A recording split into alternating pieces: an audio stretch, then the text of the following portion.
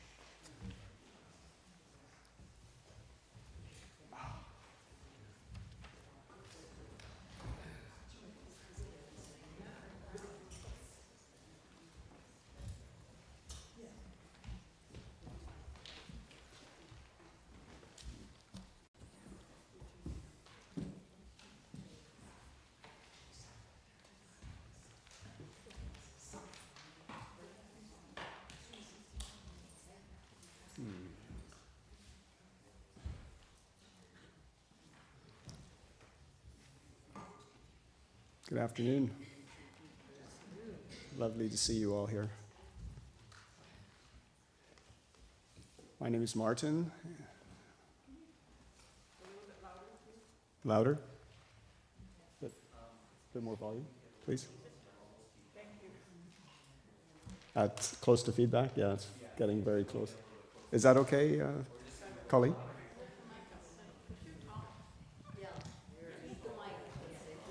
Yes. Speak slowly and eat the mic. That's very, okay. That's very loud. I think you might back it off just a little. Is that good? Okay, super. Well, welcome everybody in the room and those of you who are online to the James Bay United Church Annual General Meeting for 2025.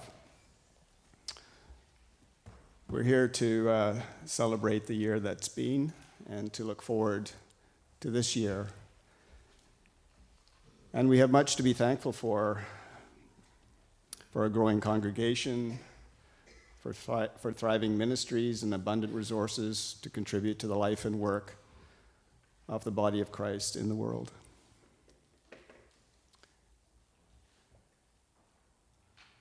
We are holding this meeting in the awareness that Linda Clegg has died today, a dear and faithful member of James Bay United Church.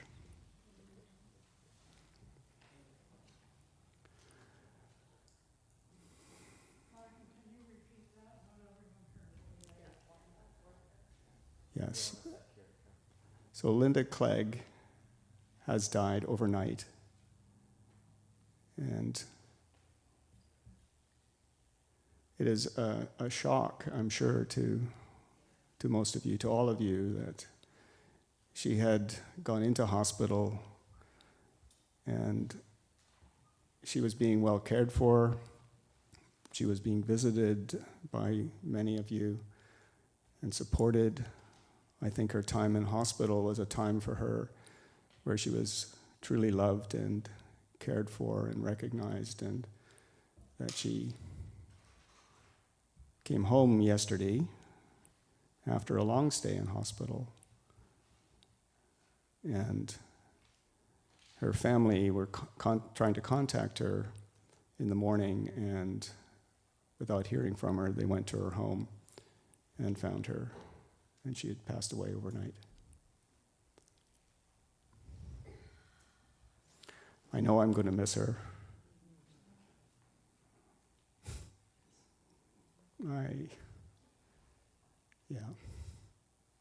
She was special duck. I really, really liked Linda. Yeah. Yeah. Would anybody like to share any thoughts? Yes, Franklin. I was just going to say we would have heard her at an AGM. Yes, indeed. Yes. Yeah, Franklin is saying that we would have heard her at an AGM. We may still. Clarifying a point. Yes. She's very good at clarifying a point and giving background to things. History. Yes, indeed. Yes. Yeah. Yeah.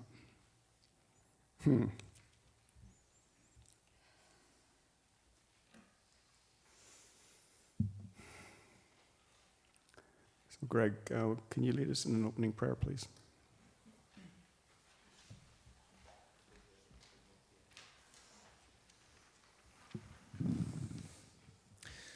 We're going to light this candle.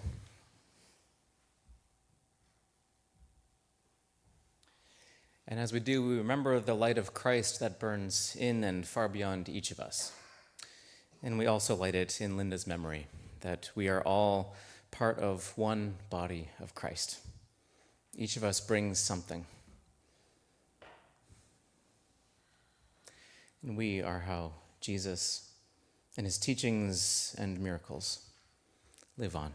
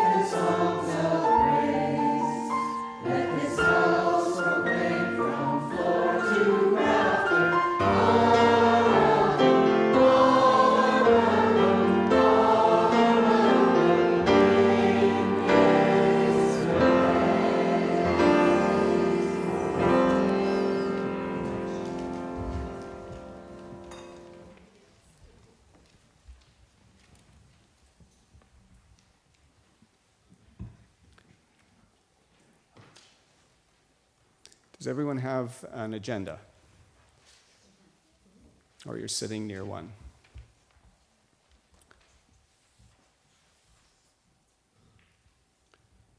So let's read the land acknowledgement together.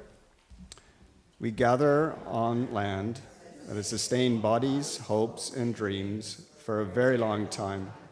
We acknowledge the Kusapsan and Songhees, the Kwanlin peoples, all relations yearning for right relationship. And so we commit to complex journey toward reconciliation. And we will also read the meeting covenant together. We covenant together to listen and speak with respect, to express our views, to be aware of each other and ourselves, to be mindful of time, making room for each person to contribute, to consider prayerfully, to care about the life of the congregation, the community, and the world, to ask for help as needed, to meet our commitments. So I'd like to introduce our current board who are sitting in front of you. Marg and Karen and Diane. And just in the nick of time, Colleen. And Gordon. Mark. And Gordon on the piano. And Darcy. And is Mahima here? I don't see her. Oh, good.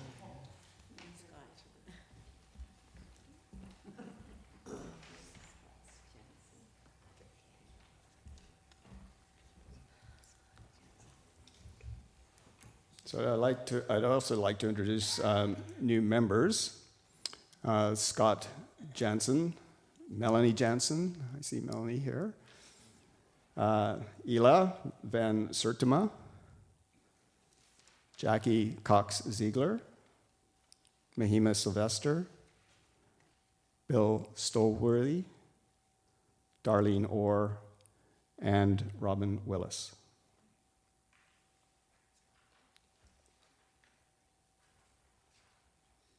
So we have a number of motions to pass, and I would appreciate if you would, if you are moving or if you're seconding, to say your name when you move and say your name when you second. And that'll be helpful to the recorder.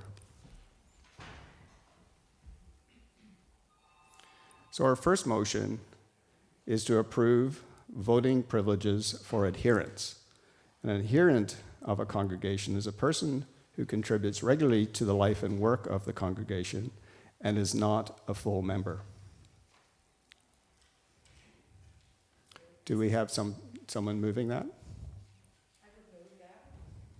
Bev? Yeah, please say who you are when you move. Beverly Tracy, I move to approve voting privileges for adherents. Second? Sarah Hovey, second. Thank you. All in favor? Carried. Thank you. Our second motion is an omnibus motion. We've combined items A, B, and C to accept the 2026 AGM agenda, to elect Darcy McPherson as AGM recorder, and to approve minutes of the annual general meeting of James Bay United Church held March 27th, 2025.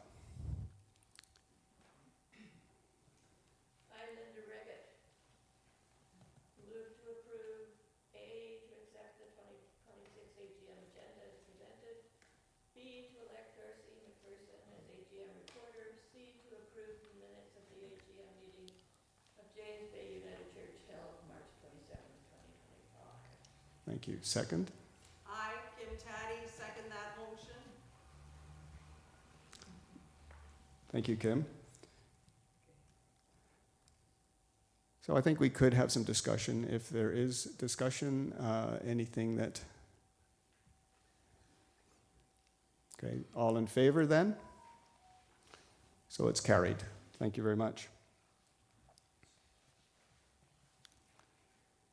So now we're going to, I think, have a really lovely experience of listening to the life and work of ministries in 2025.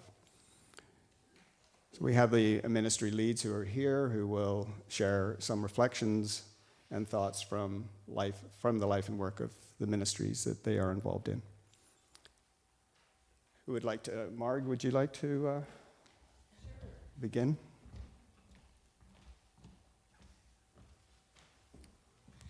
I just want to say hi from your family members who work across the parking lot at the thrift shop. I'm sure you've had a chance to read the report, so I'm not going to go into all of that. Just a couple of highlights. I don't know if you know, there's activity in that house over there 5 days a week. There are 38 active volunteers that do the work of the thrift shop. There are lots of currencies that we value at the thrift shop, so I'm just going to run through some of the currencies that we count on as part of our work every week. We value the currencies of community, cooperation, hospitality, recycling, sharing our bounty with other community partners, supporting, listening, sharing stories, earning revenue for the church. All of these currencies and more we value at the shop as we work together every week. And fun. That's one of our big ones as well. But we have one that we consider a holy currency, which we hold above all others, and that is kindness. It's a currency that we very intentionally cultivate at the shop. If you were at church last Sunday, you will have heard Darlene speak of her sort of introduction to this James Bay United Church community through the kindness of the thrift shop. And she's not alone. The neighborhood notices and appreciates. That's really what it's all about across the street, across the parking lot. We are quite literally opening our doors to God's love 5 days a week. Thanks.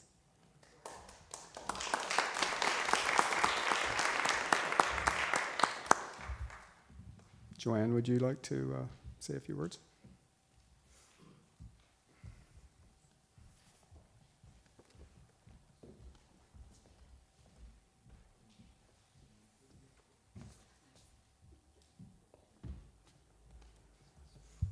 Hi, everyone. I'm Joanne Keelan, coordinator of the community lunch. I think the community lunch is just growing in number of guests, and we've really grown this year in number of volunteers. And one of the highlights is we have 2 volunteers from El Emmanuel Synagogue, and they alternate coming. And then they've told some other friends of theirs from the Jewish community, and they've come with their partners, and they're very lively and energetic. And also, El Emmanuel Synagogue has pledged from, 6 months up until until March, $250 a month to the lunch, for keeping up the lunch, and now they've just renewed that for 1 year. So that's been great. Yeah, it is really nice to feel supported by another faith community.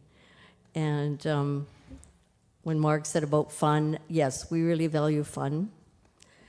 And another highlight is we've made contact through Helen Boyd of this community with the emergency preparedness of James Bay. And they have identified our church as a hub in case there's an emergency, because so many people come to the lunch. And so they sponsored three spots at Food Safe, paid for by, this is municipal. So 3 of our prep team, the others already have Food Safe. So now 3 people more got their Food Safe. And it was very exciting for me because today it turns out that I know Doug, who's the guy, and he was involved with, he was coordinating when we had people sleeping in the church during COVID. So actually, we knew each other, and he said now he's in community development. He really wants to support us as much as possible. He brought a staff person from Get Growing Victoria today, and he's sponsoring us 8 spaces for first aid training for our volunteers, which is fantastic because we had just been talking about that, and that includes the CPR and the AED, which now we have. So that's wonderful. And he knows, and I think he's going to sponsor the church people that want to go. He's got a lot of contacts, and he knows the whole, workings of the municipal. So it's great to have him on our, on our side. And that's Helen got to know him through the climate action where she was involved too. So that was really nice. And I've been relieved a little bit of, quite a bit of writing grant proposals by Heinz Unger, our lovely member. So Heinz is really, I just sort of, now that I've written quite a few proposals, there's a lot of cutting and pasting you can do. And then it's nice to have fresh eyes too. So Heinz has been great, and he said he's going to continue to support us doing that when he's back in Alberta. So that's great. And I think we have about 25 volunteers now. And even on a given Thursday, we have about 20 come. So it's such a relief, and we also have dishwashing teams, which has been wonderful. So it's really relieved a lot of worry and last-minute stress on some of us.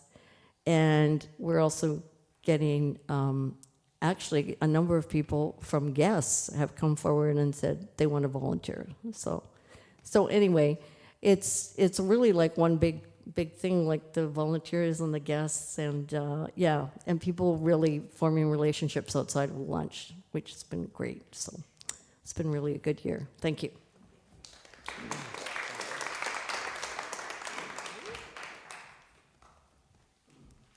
Carol, would you like to share Healing Pathways?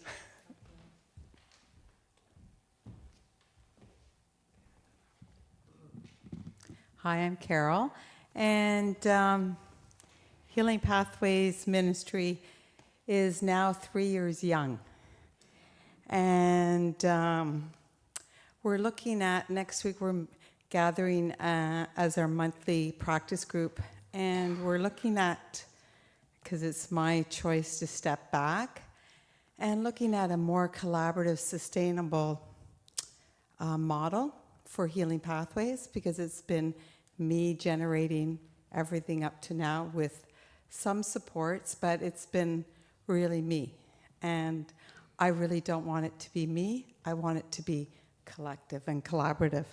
And so that's what we're stepping into, and I'm excited about that. I'm excited to see that we can collaborate together, and part of that is offering anointing and blessing with pastoral care. And we're going to be building a list of Healing Pathway practitioners who would like to do distance healing. And so when there is a pastoral care concern, then Colleen can also offer that invitation. Would you like distance healing? And we can step in that way. We do receive in the sanctuary once a month at least 2 to 4 receivers coming in for healing. And there has been a lot of transformative healing over this year and the 3 years we've had it offered to the public. It's quite a beautiful thing to have this sanctuary hold space for healing. And it's a loving practice, it's a healing practice. We're really happy to have at least 6 active to 10 healing pathway practitioners, and most don't attend here. And so that's why you don't really see me stepping up and broadcasting about healing pathways, because we do the work, but I don't really want to draw attention in this way. It's more like God is guiding us. And so just know that if and when you ever need support, healing support, we are a ministry that is there for you. And you can reach out to Pastoral Care or myself. And what else can I say about going forward? We're hoping to have possibly an intro to what is Healing Pathway. What is that all about? And just know on the bulletin board, we do have quarterly newsletters from Healing Pathway Society, and we were featured in this newsletter. I wrote a bit about who we are at James Bay, and I'm passing the torch for other ministries across Canada to share who they are. So we all get to know each other, and so even if you were traveling and you would like to experience a session, you could say, oh, in Ottawa, I know this is happening, and I can contact them. And vice versa, anybody coming to Victoria, we've been offering healing pathway sessions to them, knowing that they can come and receive. So it's those bridges, those opening ourselves up and allowing others to know who we are. So we're hoping an intro of Healing Pathway comes this fall, led by a Phase 4 Healing Pathway practitioner. And this could be her Phase 4 project, community project. And that would be an intro, and then organizing a Phase 1 in the fall. So that's what we're up to. And so just know we're growing, and we're 3 years young. Thank you.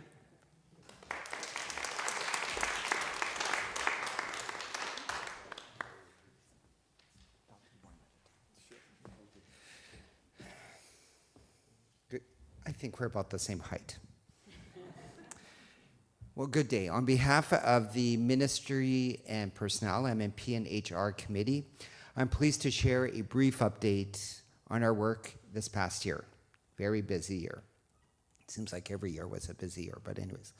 This has been a year of transition and strengthening.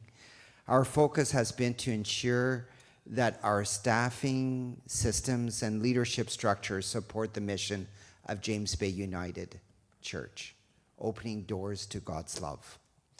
In our financial operations, we experienced a change of bookkeeping. Following this transition, the board engaged a professional bookkeeping services and a donor relations worker. This has improved consistency, strengthened financial oversight, and provide greater accountability and continuity moving forward. We also face a difficult staffing decision in an administrative role during a probationary period.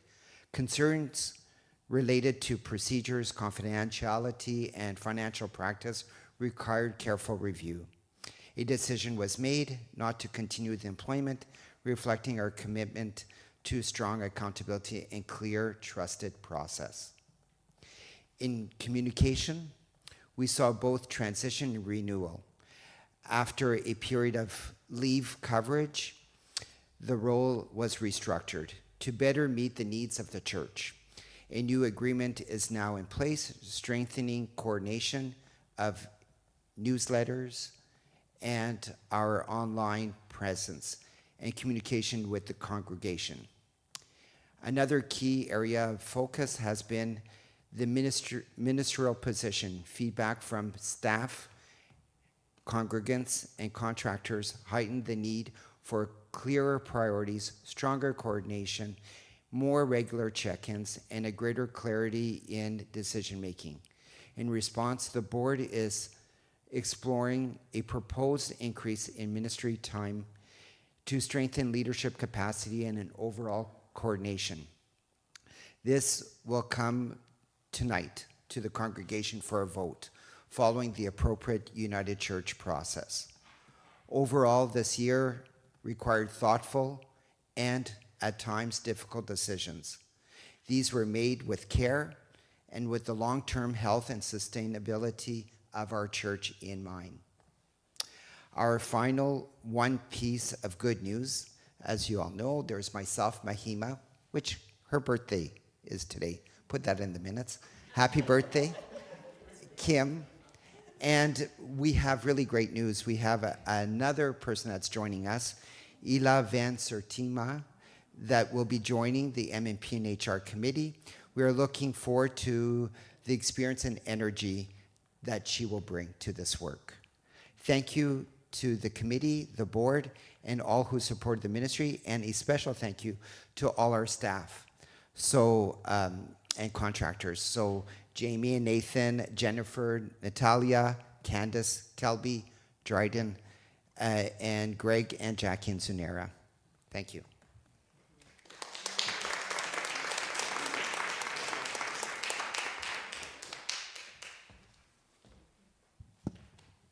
Sarah, would you like to say something from the worship team, please? Thank you.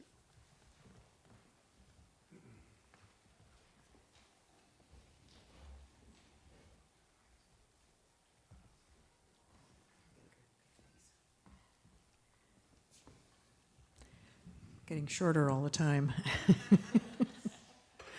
I'm the chair of the worship committee, which I've been gifted to do for about a year now. It was sort of January last year, where I took over from Colleen Nickel, who did the job for 5 years quite beautifully. And I stepped into it as one often does with jobs in the church, thinking, oh, well, that'll be fun. It's like, oh, there's this to do. Oh, and there's that to do. Oh, and there's this other thing to do. And have you done this? And have you done that? So as you all know that what this is like. So it's been a very steep learning curve for me. And I so love working with the worship team. So I'll just name who they all are. So Gary, who's there, Gary Brandstad, and Colleen Nickel, Owen McCooey, who is not here tonight, and Cheryl McPherson, and Deborah Davis, and I just made a list. Who did I forget? Oh, Diane Monteith, who's just recently joined us, partway through however long it's been. We've had a couple of meetings with Diane, so she brings a lot of richness and experience and theological knowledge to our process. Oh, and me. Yes. And Greg, of course. And Jennifer, right. Is she here? Yes. Oh, she is. Oh, okay. So what I wanted to say mostly is that it feels like there's so much going on at this church. It's the 7-day-a-week church, and there's so much, and it really feels, you could say, so many things are the heart of the church. The Thursday lunch is the heart of the church, the thrift shop, and all of the various things that are offered, and also the worship service. Even though a lot of the people that come here for things don't actually come to church here, but that what happens in the worship services is so deeply heartfelt. And we hear that a lot from people who, hear about coming here or come through the doors for the first time, speaking about how genuine everyone is, how much love and how grounded we are here. And that's really a testament to every single person that comes. It's the leadership, but it's every single person that comes. So all of our worship services are designed specifically to help people deepen into the love of Christ and the love of God, and how to be with our friends and our neighbors and our enemies and everyone else, how to be in the world. And So whenever we're designing something, choosing the music, choosing the themes, at the moment we're working on what we're going to do for the summertime when Greg is away for 4 weeks. So looking at various things to kind of fit in with what's going on in the world. And one of the things I say about this congregation is that we're a spiritually mature congregation. So fluff doesn't work here. And it needs to be, real and deeply felt and grounded in faith. This is a Christian church, and we live in the real world, which is often not. So my goal and our goal is to constantly give you the best deeply felt, rooted worship services that we can. And anytime anybody has any thoughts or suggestions or whatever, please feel free to come and talk to any one of us, and we'd be most happy to entertain whatever it is you have to say. Thank you.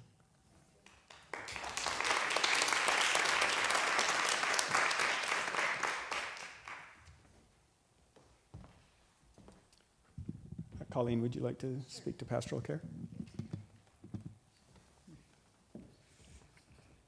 So yes, so I've taken on the leadership of the pastoral care team. It's a really rich team to be a part of. I so appreciate that whole spirit of pastoral care that we carry within this congregation, that compassionate attentiveness we have for one another, and how it just undergirds actually everything we do here in this 7 day a week, or 7 day a week church. So it's so prevalent. And so within that broader scope, there is, of course, the particular pastoral care team that is there to support specific needs of people in a variety of ways and areas. So I'm just going to name two of the things that we're sort of hoping to nurture in the coming year. One of the pieces that we would envision going forward is offering home blessings, whether that's in the form of blessing a new home, and whatever home constitutes for a person, or whether it's about offering a cleansing blessing of spaces that have experienced trauma, or maybe it's blessing the home that is our bodies when we have an illness or are afflicted with anything, and that sense of blessing so that our bodies, our minds, our souls are reclaimed as being distinct from whatever affliction is going on. So that would be something that we would really hope to nurture. And the other piece that I would love to see going forward, we had this big vision at the beginning, and it hasn't come to fruition, of having a way to contact every person in our Sunday morning congregation, which just keeps growing in numbers, about once a quarter. And so what I would be hoping for is that we would invite others onto the team, that would be their particular piece. And it would be having a list of, say, 15 to 20 people that you're checking in with once every 3 to 4 months if that person wants to, just so that there's that sense of connection and we're aware if there's anything that we can be doing of help and letting them know what's going on in the church. So if you feel drawn to that or any other part of what the pastoral care is about, please don't hesitate to contact either Greg or myself, and we would so welcome your contribution and your presence with us. Thank you.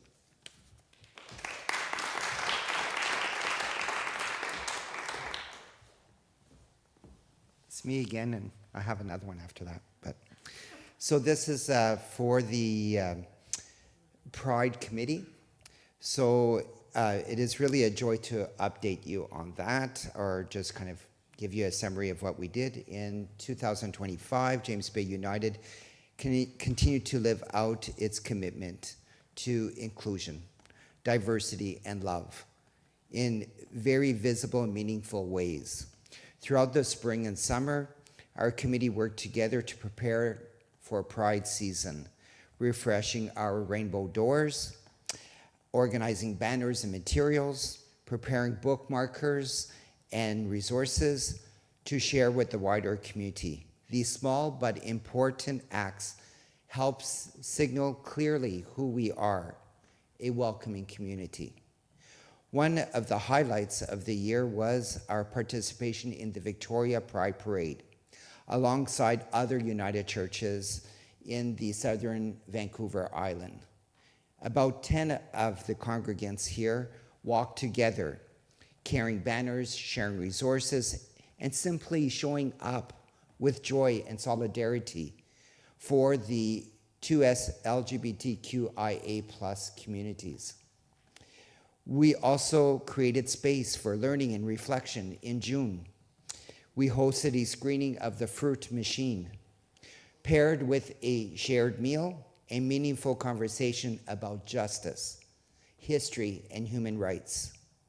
Later that month, we celebrated Pride Sunday in worship, a beautiful service in collaboration with Reverend Greg and the worship team, affirming our commitment to being a safe and inclusive spiritual home for all. Our Pride display, thoughtfully created by Gwenna, added another layer of visibility, reminding all who entered our space of the United Church's long-standing and evolving commitment to inclusion. A few members also participated in the online Affirming Conference, continuing our journey towards deeper understanding and action. All of this work is rooted in the dedication of our volunteers and the support of the congregation. So thank you. As we look forward, I want to share an important invitation. We are currently looking for new leadership this spring to help organize Pride Month activities and our participation in the parade. This is a meaningful, joyful ministry and a wonderful way to live out our values in the community. If you feel called or even a little bit curious, we would love to hear from you. As you will see, I am so involved in other things, I just can't keep up being the leader in this. So we do need new leadership. So together, we continue to witness the love, justice, and belonging that all of us so deserve. Thank you.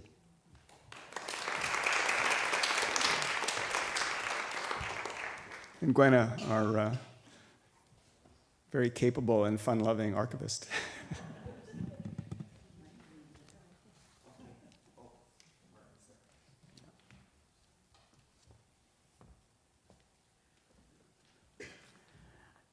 My name is Gwenna, and I'm reporting on the archives.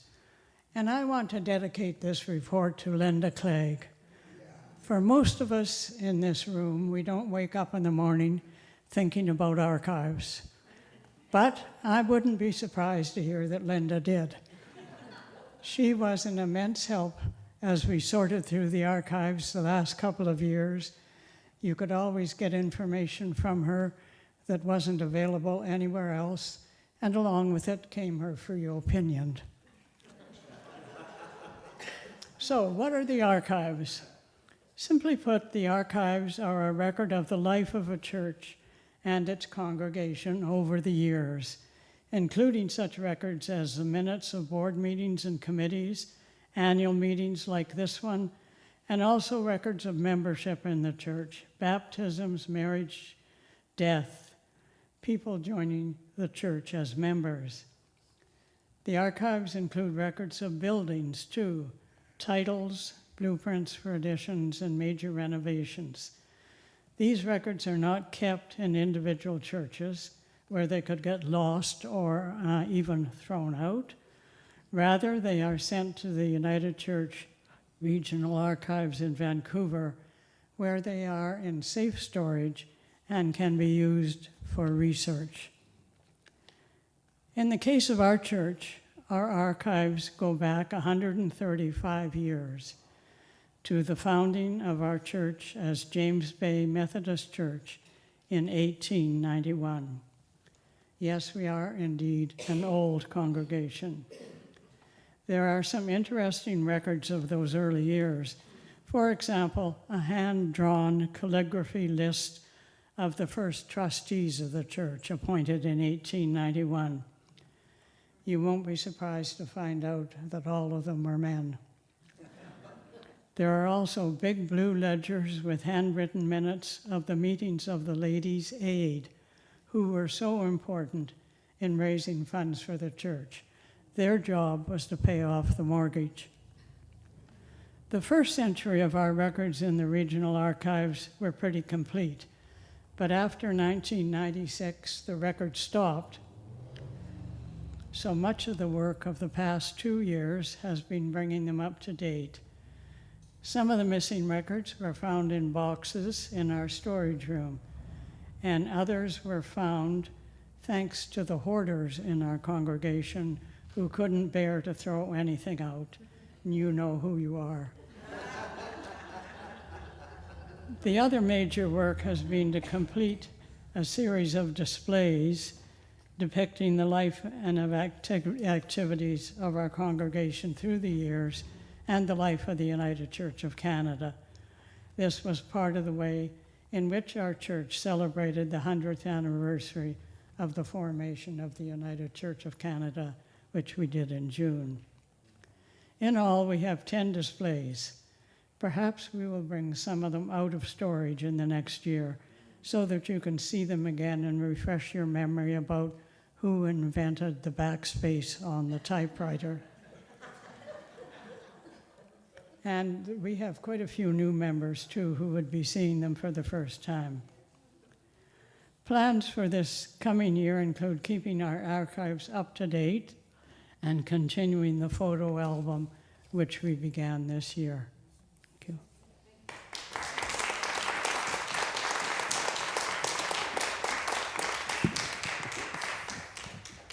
Thank you, Gwen, and thank you to everybody, all of these ministries, and how about a big hand for everybody? It's a wonderful report. Thank you.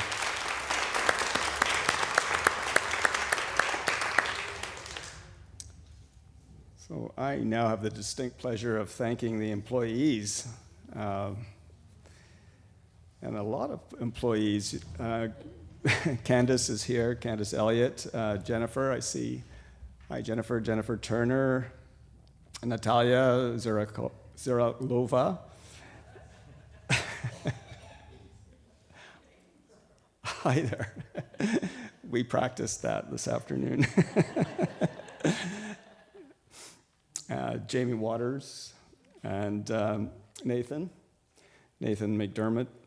Kelby McNair, who is not with us, but is in Vancouver on an ambitious education program, a master's in music, and Greg Powell, and Ki Young, who is the person who's on site from Checks and Balances, so you may have seen her. She uses the desk out here. And Candace, thank you so much for assembling the report, but thank you every day in which you are here representing us and being so kind and able to guide people and to find a way to make that 7-day a week church calendar work. And there always seems to be a way to welcome people in, and you are so good at that and represent us so beautifully.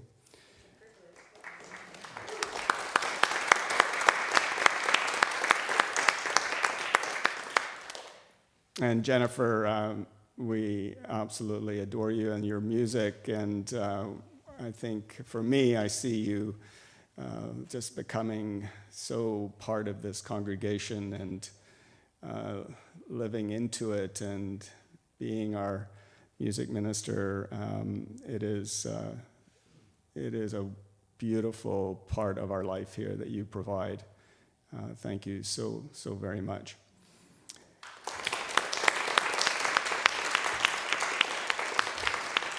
And thank you for a ready supply of tennis balls when I need to protect the walls from our chair racks downstairs. Those are,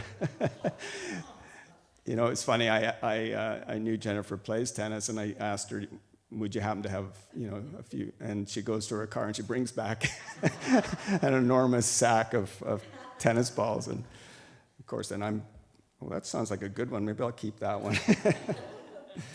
Natalia, I've come to recognize you as many things, but one of the things I've recognized is you are a natural MC. She is brilliant at Tuesday night jazz. It's worth the price of admission just to see Natalia.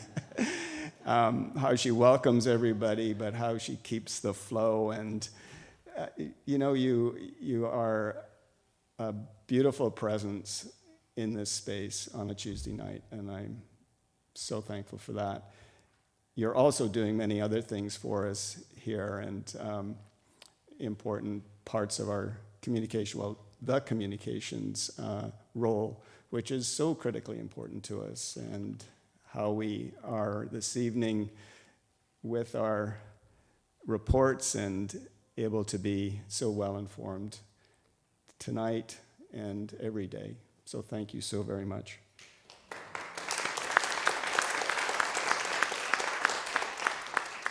And Jamie, I had the treat of a few bars from you on the piano today, and there was one occasion when, at the time of Tumbler Ridge, when we opened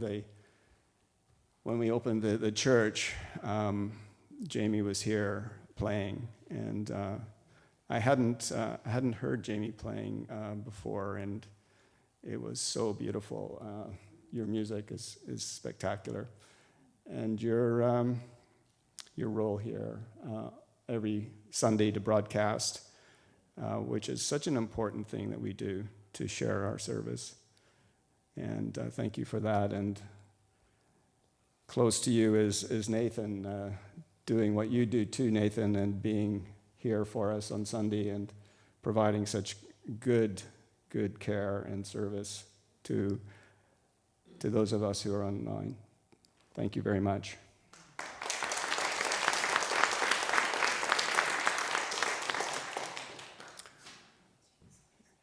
And I think this is a story of growth in all of us, that we are all always in some way evolving. And Greg, I so enjoy your presence and the way in which you are becoming more and more becoming this church, and that I think your affection for the church, for the congregation, our affection for you is growing. I think we're incredibly fortunate to have you. Thank you.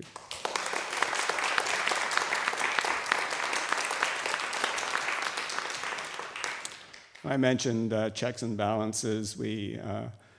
It's important to recognize those folks too. They are so important to us. Our interim finance team did such a brilliant job, and we were able to keep their work going and finish what needed to be done to allow for a treasurer to come in and to be efficient and effective. And Ki Young is that person who is on site here and has started to participate with us on, particularly on Wednesday evening when we have soup and scripture. And so we are, again, drawing folks in from around the community.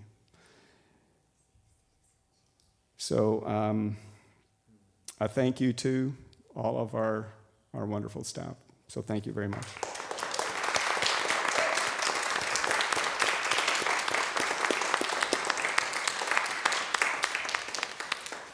And the thank yous just keep on rolling. We're now thanking our retiring board members and Karen Halliday. Karen.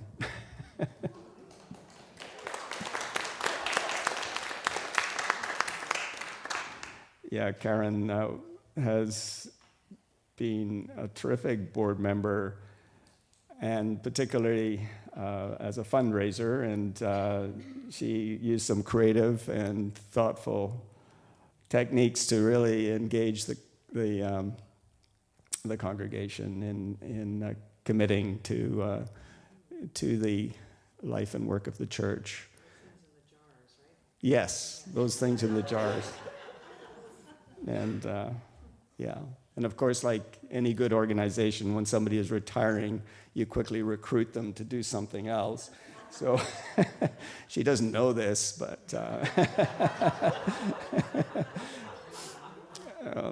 that looks like nervous laughter. Yeah.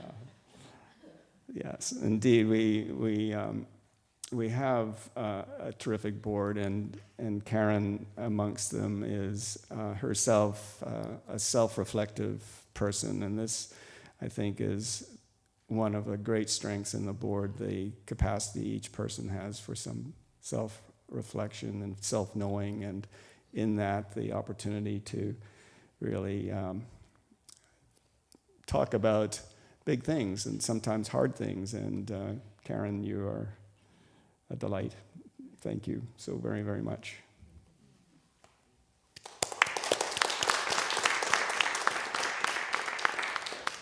And Mahima is retiring from the board, and Andre will be joining the board as the representative for M&P. And we know, and we really do love Mahima for her wonderful presence in any room. And at the board, she is that, and she's also very thoughtful about that role of M&P and the responsibility that is to care for and be present for the employees here, which is such a huge responsibility, and she has done that beautifully and skillfully and with courage. And I really appreciate her for that, and I would like us to celebrate her by offering some applause.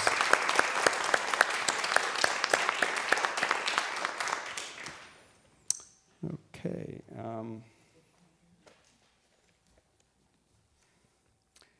And just to acknowledge some persons who have served on the board in 2025, James Troutman and Joanne Keelan. Joanne is here. So thank you to James and Joanne. And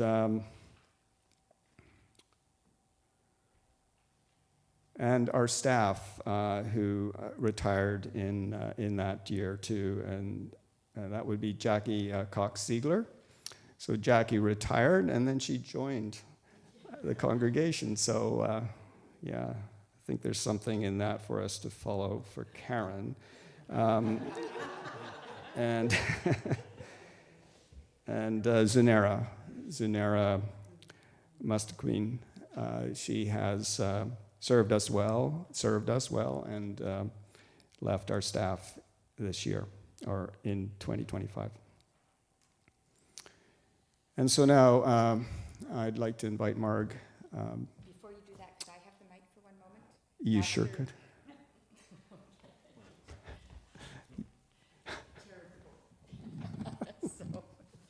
So you stay up here.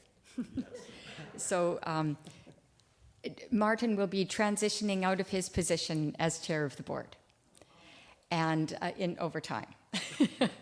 And I just wanted to, on behalf of us all, a huge gratitude to you, Martin, because I realize you've been chair of the board for 2 years, because Greg has been here for 2 years, and just before Greg arrived, we found ourselves without a chair of the board.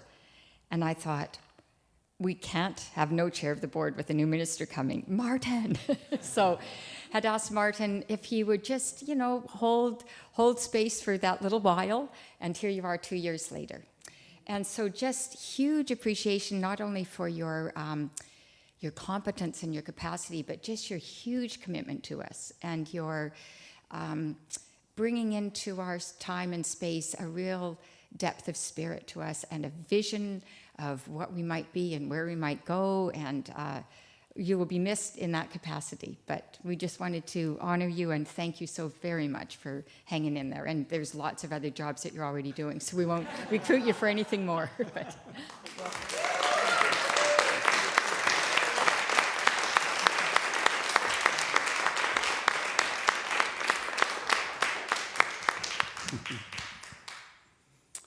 Thank you very much. Yeah, it has been an absolute pleasure, just a delight to be on the board, to be part of this church, to have arrived here in January of 2017 with my dad in tow. He had just arrived from Ottawa. I knew that a church would be important to him. And I'd walked by this church many times, and occasionally I thought I should go in. And on that day I arrived, and I thought I was bringing my dad to church. And here I am, yeah. And I'm so thankful for this community and this church, and to have been able to serve on the board. So thank you very much.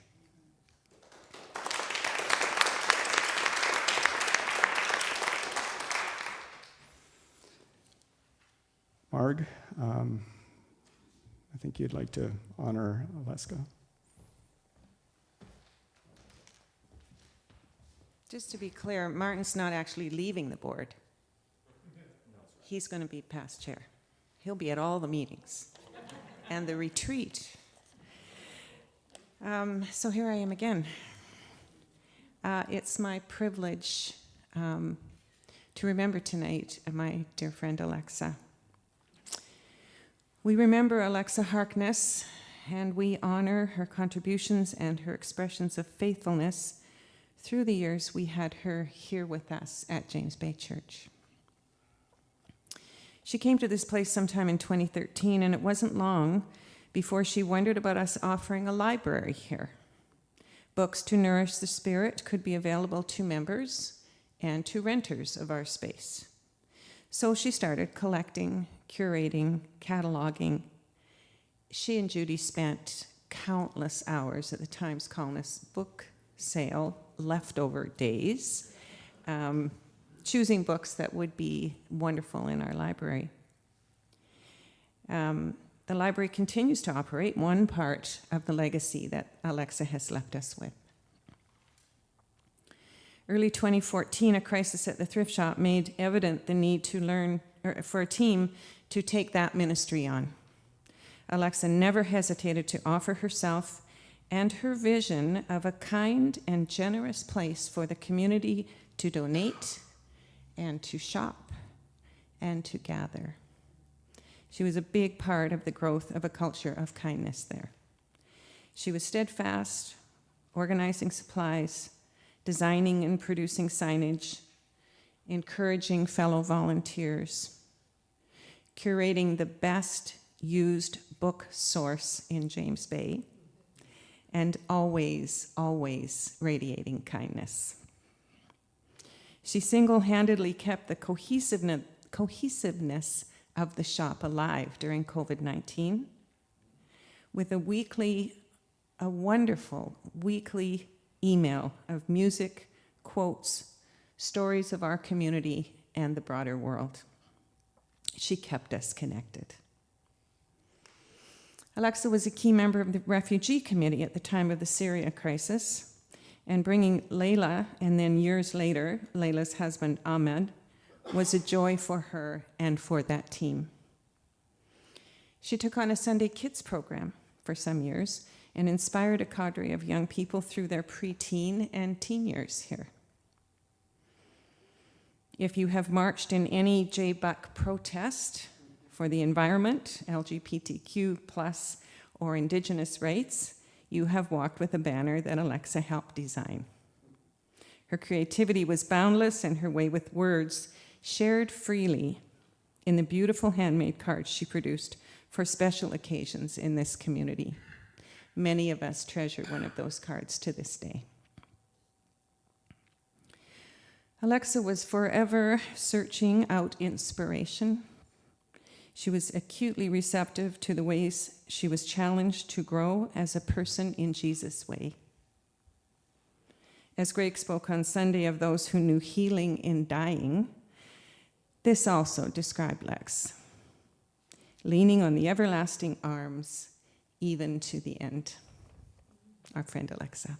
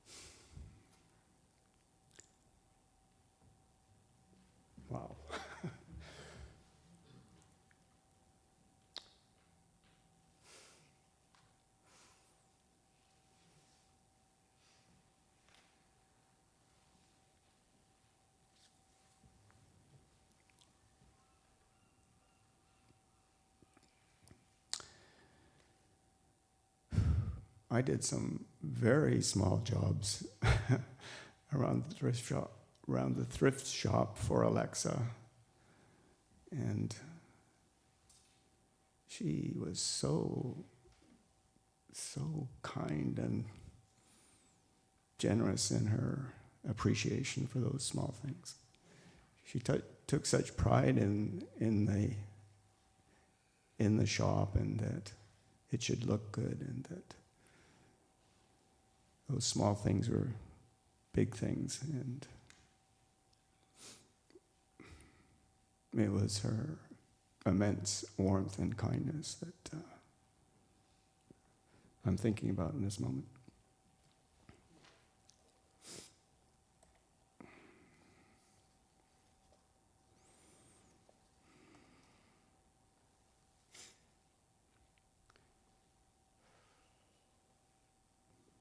So we're going to take some time now for some reflection that Greg is going to lead us in the congregational reflection.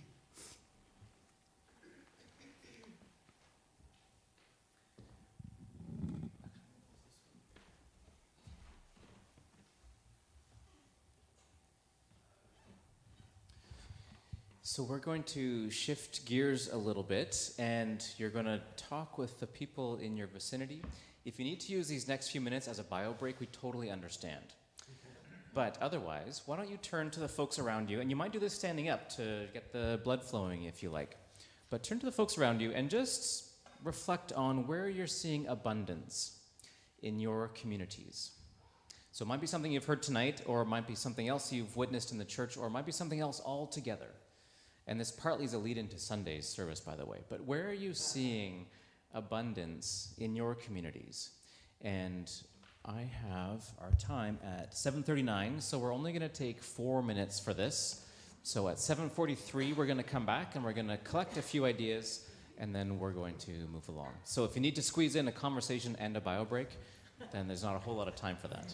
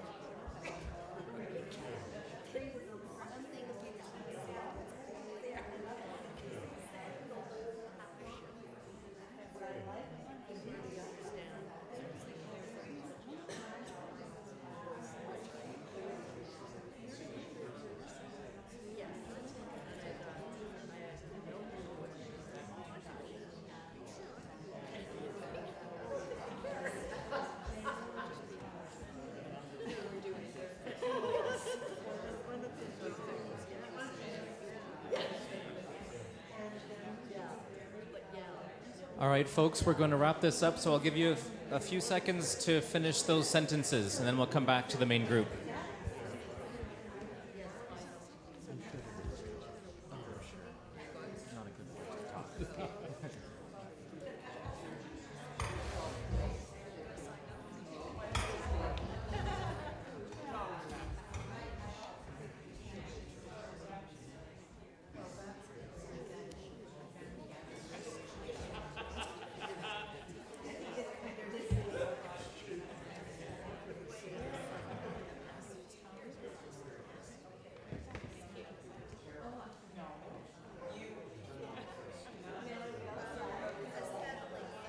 Folks, can we hear all together just a couple of words maybe that you heard? Doesn't need to be a lot. We don't have a whole lot of time because we want to get to the financial part and all this, but just a snapshot of what you heard. What are some themes in words that came up? Food, rich. Food, rich. Welcome, rich in diversity. An abundance of people. Abundance of people. Wonderful, wonderful, wonderful people. Wonderful, wonderful, wonderful people. Hugs. Openness. To grow and evolve deeply in one's spirituality. Okay. Evolve deeply in one's spirituality. The openness to evolve deeply in one's spirituality. An abundance of positions and jobs to be done. An abundance of positions and jobs, yes. We're always recruiting. Family and community, yes. Chosen family. Music. Connection, music. Support snowbirds. Support, snowbirds, yes. Although I feel a scarcity right now of snowbirds. But yes. in creativity and curiosity. Abundance in creativity and curiosity. And authenticity. The bounty of nature. The bounty of nature. Mm-hmm. Openness to share lives. Openness to share lives. Yeah. Wonderful. Thank you for that.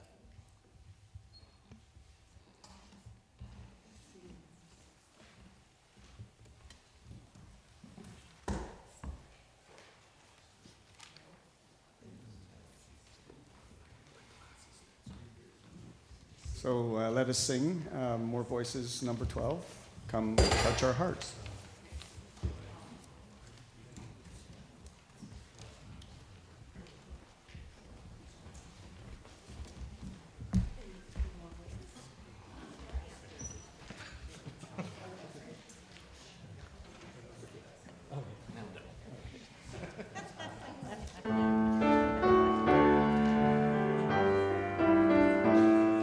Let's just go. Come touch our hearts and we may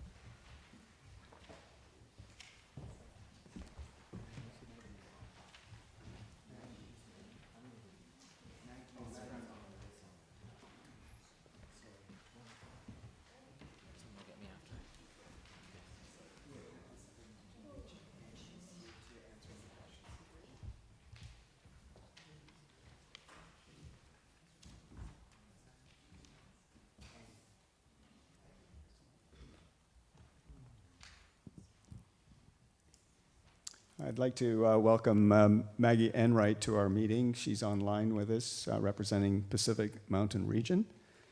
And so in this part of our evening, we are at motion number 3 to approve the revised minister's job description reflected in the proposed increase to 0.9 FTE from 0.75 FTE and the updated responsibilities as presented.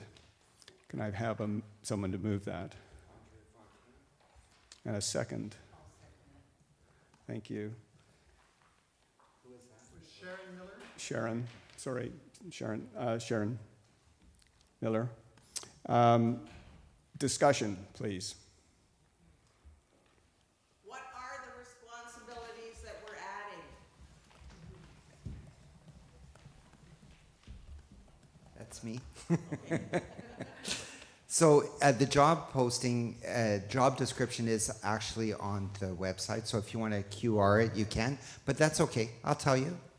So one is that the staff and contractors wanted more like supervision, if you wish. But MMP were there checking in once a month. We don't have that day-to-day supervision. So there'll be more oversight there. Martin could attest to, as the chair of the board has now kind of evolved into an operational board and not a policy visioning board that I think they believe they would love to be. And Greg could be that kind of more person to be the contact person for the congregates and staff and contractors, rather than always the chair that has to kind of triage everything and so forth. Could you just describe what that means? I'm not quite sure. Anything that anybody has asked, often it goes to the chair. I think Deborah and Martin could attest to it as being past chair and current chair. Like, it doesn't become just a chair, a meeting once a month. It becomes a chair where they have to do operational things. And we're trying to get away from an operational, but more policy and envisioning board. Okay. Do you understand what I'm saying? Yeah. Yes, Gordon? So when we did our organizational chart this year, last year, we discovered that every employee and every contractor reports to the board. So every single person that receives money from the church reports to the board, and that's not manageable. We're not equipped to manage 8 employees and three contractors. So for those online, what Gordon just said is that all our contractors and our staff, their immediate reporting mechanism is to the board, the full board, and that is just not manageable. So this is going to give us a chance for them to report to Greg. Okay? It is just an increase of 0.15%, but instead of 0.75, he will be there pretty well full time, but he's going to take a couple weeks off here and there to do some pruning, which also is helpful for him. It's another way for spirituality as well. And to be more on top of the administration stuff, because that's kind of where we're a little bit weak and we need more strength there. So he's getting coaching from other people to help him build his skill set around that area. Yes? So what you're proposing or suggesting be added to the job description? It is, yeah. Would you say that is typical for what our minister should be doing? Yes. Yes, many ministers do that, like in other churches, when they're full-time. But they do more than that. Like they do more than just Sunday worship. Yeah. And Greg will just have more of a chance to do those kind of things. And the worship will remain as is. It will be we're still going to have the lay services. That will continue because the board also feels very strongly that that enriches the congregation to have several voices during worship. So we don't want to take that away from the congregation as well. I would speak to the point 9 and say that's wonderful. I do disagree about the worship aspect. I really appreciate the lay-led services. At the moment, you have 10 months worth and 4 weeks of vacation and should be study leave. So that's about 14 to 17 Sundays a year for lay people to organize. Yeah. And that's considerably more than what is normal for 0.9 or full-time even, or even 0.75. So while I really do appreciate these lay services, I think it's too heavy a load for the worship service, for the worship committee. Okay. So what Anne just said, because I have to kind of repeat for the folks online, you know, because they could only hear one conversation. So actually, I should go with the other mic.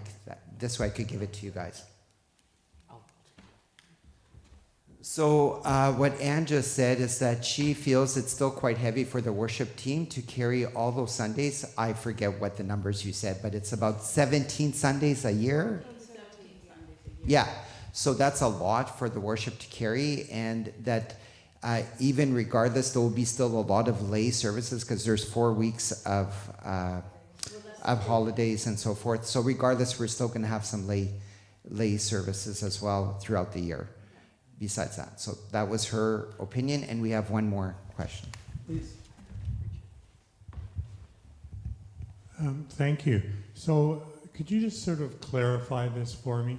So the additional time that Greg's going to be spending is more in the role of a CEO or office administrator. And I sort of, sorry, but I just have to ask the question, is that consistent across the board with other United churches? So yes, in that sense. It was the board's decision. We brought it up to the board, and the board said that would be, they need that kind of help for the board to, so then they could do better guide, like they could guide the congregation and envision and do more policies, what they're supposed to be doing. So that would be helpful. So is it, I can speak a bit. There you go. You can hear me. We can.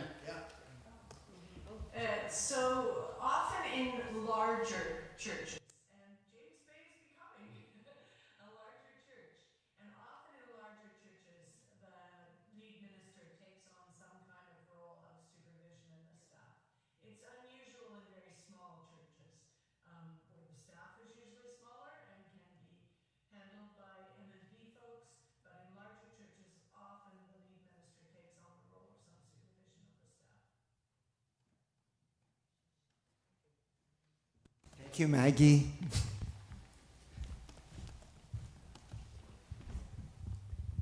Bev Tracy, is this working?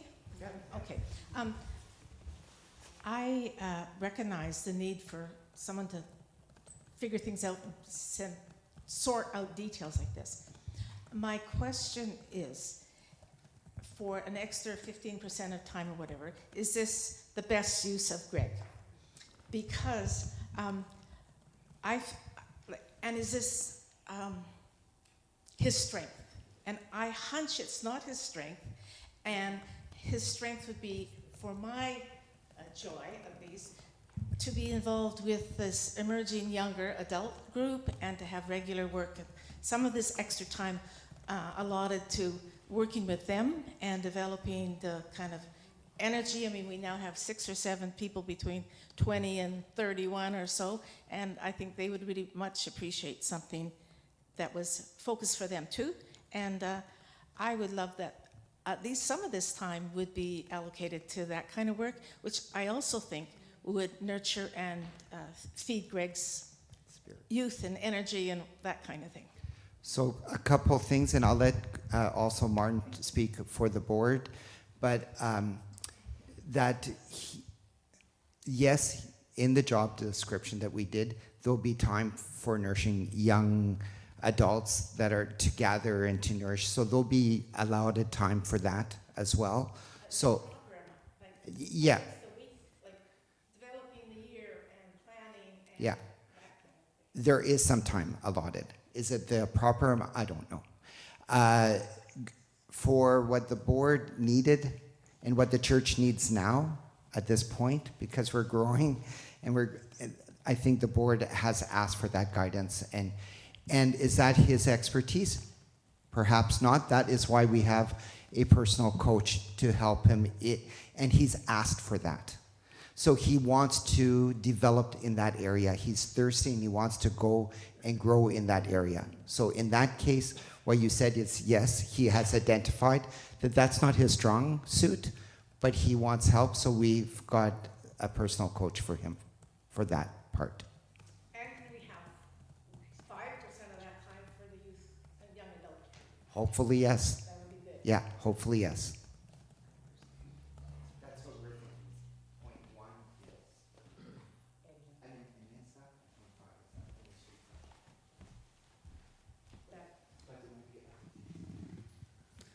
Well, certainly, I think that I'm doing, Greg can do in respect to administration,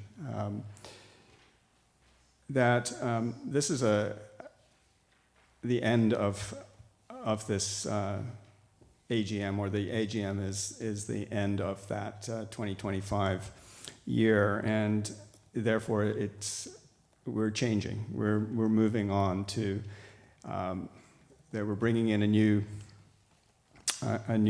board chair. We have Greg, who is relatively new to this congregation, is growing within the congregation. And we cannot say this evening that, and we're not saying that we know exactly what that role is, but we do know that there is more for Greg to be part of and doing within the congregation. I trust the board, I trust all of you, that together we will find our way. And we're not,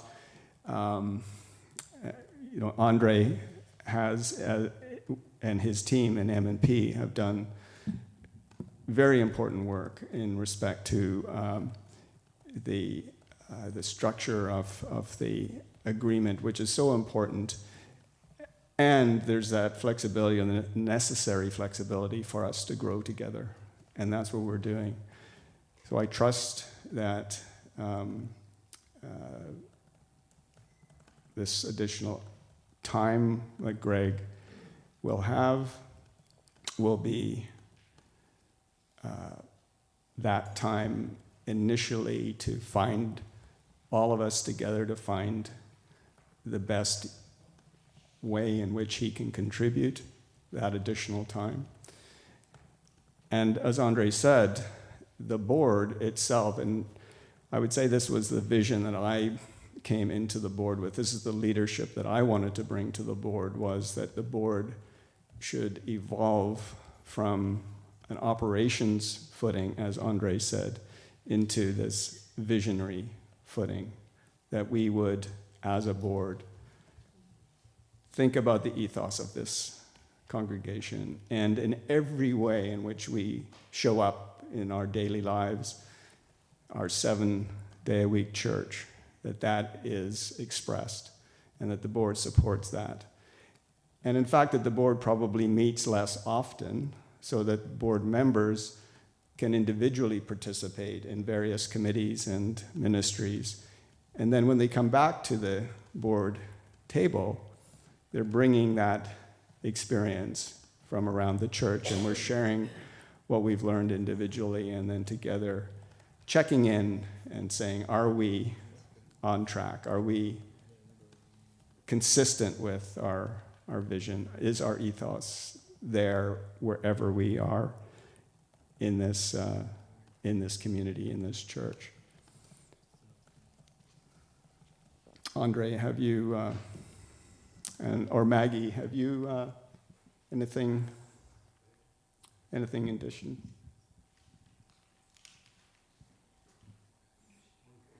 Yeah. I did just know that the job description did include, under faith formation and Christian information, develop pathways for multi-generational faith formation.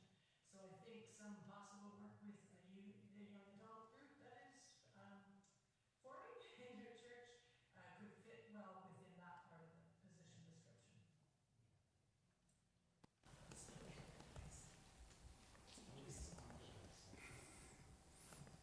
Yeah, I think we would. I think it's reasonable for me to say that I think we would all concur that that the youth, and whether it's young people or people wherever they come from, coming into this church as new members is part of the sustainability of the church, is part of the necessity to have new ideas, refreshing the environment with new people, and a youthful foundation, if we want to call it that, for, practically speaking, the longevity, the survival of the congregation. Any other thoughts? Yes, Heinz. I just wouldn't want the board to forget the general board function, which is oversight of the staff, an oversight function, which is quite, apart from the policy and the faith-related work, I think the oversight of that things get done by the staff. That I see that also as an important function of the board.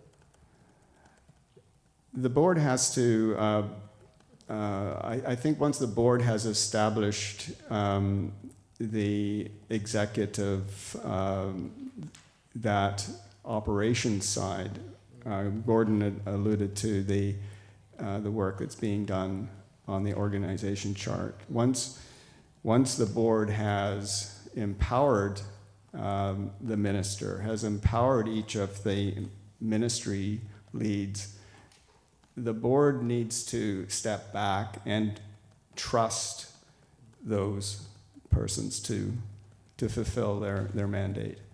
And indeed, an oversight role, I think the board invites conversation with the ministry leads, that they come and they present to the board. We have that relationship with them, but not a daily operations relationship.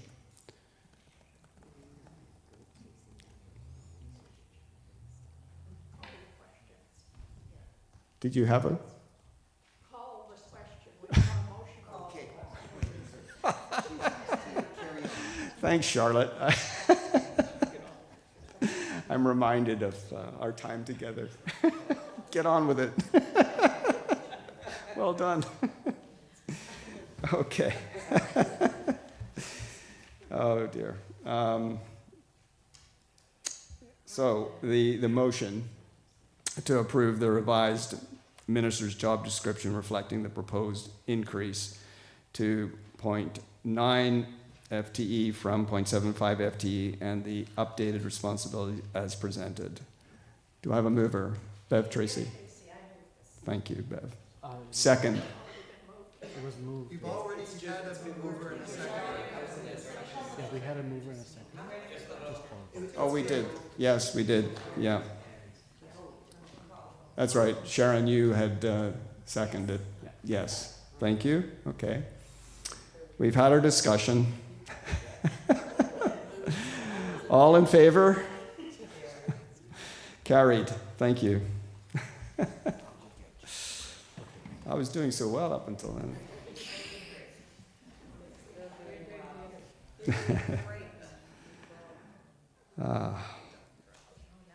Gordon, financial review. Thank you.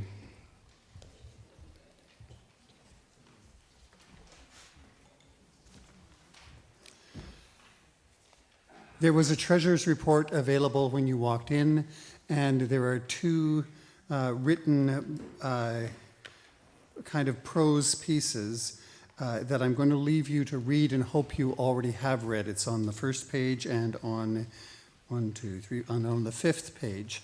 And by reading that or hoping that you've read that, it saves me from doing a lot of preamble, and I can just get right into the tables. I like to speak in pictures and stories and metaphors, which you can't do when you're the treasurer. But I'll start out with 2 pictures, if I may. Earlier today, I was talking to Franklin on the phone, and she said, you know, Gordon, it's been like this. Somebody took a 1,000-piece puzzle and threw all the pieces down the street. And we've been, for the last couple of years, picking up all the pieces, and there's still about 50 of them that we can't find. So there's one picture. And then the other picture that I have in my mind, because I'm a little fastidious about certain kinds of things. I'm the guy who organizes the dishwasher in our house. And even when Sharon has packed the dishwasher, I will reorganize it. Somebody has to be that guy. When you get asked, how did we arrive at this point? This is the picture that I want you to have. When you move into a new house and you buy new plates and you buy brand new coffee mugs and you buy brand new silverware and you put them all in their place. Now think of that same cupboard 20 years later, and you have been to every thrift shop in the world, and half of your dishes have broken, and that you don't recognize any of the cutlery anymore. The camping is mixed in with the regular stuff. And you go, well, how did this happen? And it's through no ill will or malfeasance that your place looks like heck. And sometimes you have to reset and start over, and it means a complete kitchen overhaul and new dishes and new cutlery. And that's the point that we're at today. So there's my 2 pictures. Now we can get down to business. These are the things that you are missing. And I'm starting out with stuff that should be in a financial presentation that you're missing. You're missing an income and expense statement. And you're missing an income and expense statement because the software that we're using over the years, think about the cutlery and the dishes, has been added to and taken away from, and it no longer reflects the size and the function of our organization. So we still went on using that software even though it couldn't produce for us what we needed to see. And we've been part of the recommendations of the interim financial team who worked so hard to get all these pieces together, was that we change our software. And so we've done the change in the software, and as of January 1st, we're starting to see reports that more reflect the actual nature of our business. Now, you can't see those yet, but you'll start to see them come in quarterly because we have changed the software and the way that our accounts are structured so that we can look at it and say, yes, this is our church. I cannot show you what the old software produced. It's not understandable. The bottom line of last year's software, though, is we are short about $13,000, which on a $300,000 plus budget, a $13,000 shortfall is not an awful lot of money. Some years you're up, some years you're down, and that's your profit loss conversation for today is that we lost about $13,000 last year. Not worried about it. The other piece of the missing document, the income and expense document, is that later in my work with checks and balances bookkeeping, we will produce an income statement for last year, and there will be a 10 or 15 minute board meeting after a church service sometime in the month of May where we go, would you please approve this because we have to report to the Canada Revenue Agency what we made or didn't make. That piece is missing. Balance sheet. You're missing a balance sheet. And the reason you're missing a balance sheet is because you actually have to know where you started in order to create a balance sheet. And over the years, we've lost track of what assets we've had, and the interim financial team was going around and finding all of those assets and putting them together, and checks and balances bookkeeping, with me doing the oversight, will set a line in the sand and say, this is our starting balance. So this is what the church is worth, this is what the land is worth, this is what the assets in the church are worth, this is how much money we have, and this is day one of the new kitchen. And that's January 1st, 2026. That's why you don't have a balance sheet. And there wasn't a balance sheet last year either. The thing that you did have last year that you don't have this year, and it's in flux, is the program ministry tables. A program ministry table, the first time you actually saw these was last year, and it's thank you to the interim finance team for doing them. Everybody was saying, well, what happened with the arts ministry? What happened with the Thursday lunch? Those are the program tables where you can see their in and outs. They're in process right now, and they will be produced and shared with the congregation later.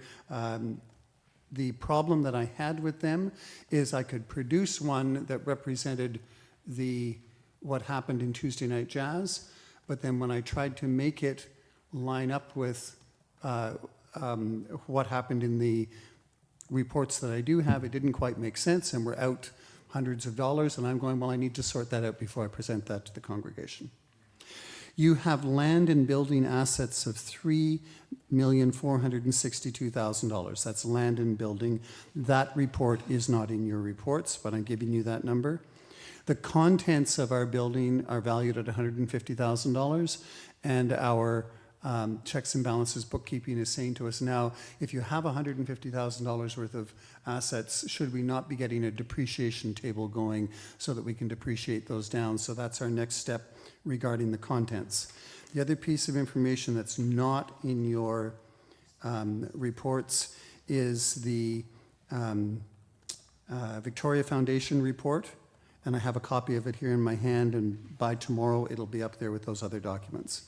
You started the year with $239,000, and you got a return on investment with the Victoria Foundation of about 10%, which is pretty incredible. We pay a management fee of $1,763 for that year. Your fund is now sitting at $250,000, and from that we take a grant back out of that money for about $11,000, money that we can use unrestricted. So those are the missing documents. And I'm going to pause and say, do you have any questions about the missing documents? Steady now, my nerve. I'm not hearing any questions about the missing documents. That's really great.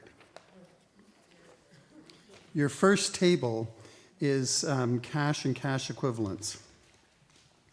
And I want to say that it's self-explanatory, and I'll add that last year, the number that you don't see here beside it, the cash and cash equivalents last year was $340,403.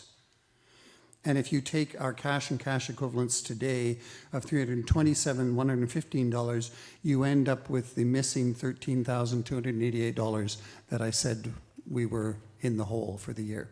So that's your cash position has changed by a net $13,000 from last year. Do you have any question about your cash and cash equivalents?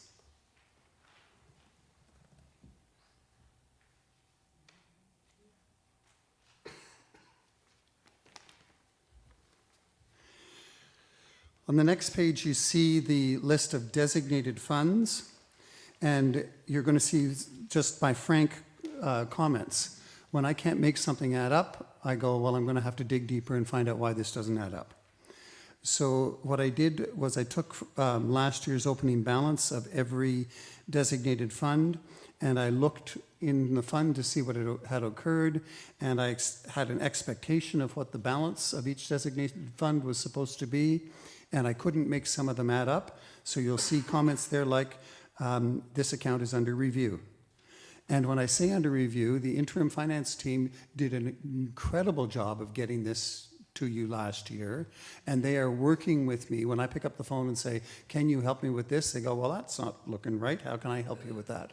And we're working together. So when you see it's under review, it means that we're not going to rest until these numbers balance. What is a balanced number here is 88,346 at the bottom.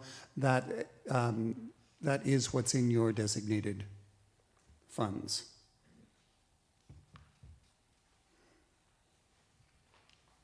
Last year, your designated funds was 78,034. So we have had the Paul Barker Fund came in 2025 for $25,000, and some of the funds we have rolled into general operating, and so that's why the difference. We're still up in that area. Before I ask you if you have any questions about it, I want to add that we're making an effort to make sure that we use these designated funds and use them for what their purpose was. Part of the bookkeeping challenge is if you have your designated funds run on a spreadsheet over here, and your bookkeeper spends $5,000 on planting flowers over here, and somebody says, well, that should come out of this fund over here, sometimes that never happens. And so you get to the end of a year or 2 years or 5 years, and you know you've spent money on flowers, but the fund that had been designated as the flower fund is still sitting at $10,000. Well, how could that possibly be? And then we have people say, rightly so, but didn't we have some money set aside for that? And somebody else will say, well, we spent it. So we're trying to get these accounts down to zero because of the money that we've used and have a manageable group of accounts where we can say, yes, this money is designated for this purpose, and yes, we have a credible way of following that within our system of bookkeeping, not on some side chart that nobody will ever be able to find at the end of the day. Do you have any questions about our designated oh my God. Under the Paul Barker Fund, is there any designation? Yes, I've written it down here. The Paul Barker Fund, is there a specific designation? And the answer is yes. It's very specifically garden and property. And we have to report back to Paul's lawyer annually about how we're spending Paul's money. Yes. Pardon my ignorance, but funds are usually involved by the trustees. They're the ones that are responsible for the funds. Is that the we you're talking about, or are the trustees aware of what's going on? So the question is, normally funds are managed by the trustees. I do not know when the trustees last managed these funds in this church. It's a question I'll ask, but the interim financial team was tasked with finding out where all of these things were and tying up all of those loose ends. I think it's a brilliant idea to hand the management of these funds back to the trustees, and I will do that. If we know who they are, I didn't see their names in the annual report. So I know that sounded like a joke, but I'm quite serious. It's a really tricky task finding all these pieces, and what I'm trying to do is be one person so it's not all over the map. And once we have it organized, then to hand that piece back to the trustees, I would love nothing more than that. Well, there's a difference there between the management. There's a difference between the fiduciary duty of the trustees. The trustees have fiduciary duty to the good conduct of the board, of the treasurer, and rather than a duty of accounting, a duty of money management, it's a fiduciary duty, a legal responsibility, as it is with the disposition of the property, that the property is insured, but the trustees do not purchase insurance, but they make sure that the church is insured. No, I agree. I just wanted to know whether they had ever been involved or if they had any idea. Yeah, the trustees are involved. I'm a trustee, Heinz is a trustee, and Karen is a trustee. So we have 2 board members who are trustees, and Heinz, who is involved in the church in many ways as a trustee. And for example, we are, as trustees, thinking about the emergency preparedness. We're thinking about alarms, we're thinking about those kinds of things. Fire safety, and it is our duty to understand that and our duty to know what needs to be in place. However, we will not be contracting suppliers, for example. And I was next, I think. I just wondered yes. For the Johann Haskes Fund and the Christine Wilson, both social justice funds, what does it mean rolled in general operating? That's a great question. So what we're doing is we're acknowledging that money has been spent on social justice work through the Thursday lunch and will be spent on social justice work through the Thursday lunch. And this is one of those accounts where the money is sitting there, and while we've been spending money in social justice areas, those accounts have not been going down. So there is going to be a significant amount of money that the church spends in 2026 to support the Thursday lunch and other social justice causes, and it makes no sense to have it in some other location, still being $10,000 next year when we get there.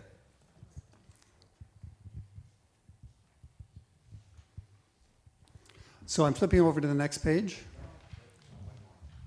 I just wanted to address that question about the trustees' involvement with financial matters, and I can't speak to what happened in the past, and I can't speak to what will happen going forward. But for the last 2 years, I was a member of the interim financial team, and we were doing all that stuff to figure out the financials. But I was also a trustee in ensuring that excess cash was invested properly in GICs and stuff like that. So stuff was done over the last few years, just for your comfort.